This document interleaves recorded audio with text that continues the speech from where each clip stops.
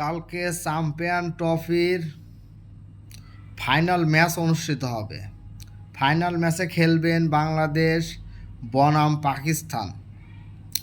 যারা কালকে জিতবে তারা 2028 সালের ফুটবল বিশ্বকাপে চান্স পাবে। আর যারা হারিয়ে যাবে তারা 2028 সালের ফুটবল বিশ্বকাপে চান্স পাবে না। তারা এসে আমাদের সাথে বন্দরে মাল মারবে, মাথায় করে মাল মারবে। এখন তাহলে দেখেন 2028 সালের ফুটবল বিশ্বকাপে বাংলাদেশ যাবে না পাকিস্তান যাবে, আপনারা মতামত করে বলে যান। আর কারা আমাদের সাথে বন্দর আইসে বস্তা টানে, খেলাটা শেষ পর্যন্ত দেখলে বোঝা যাবে।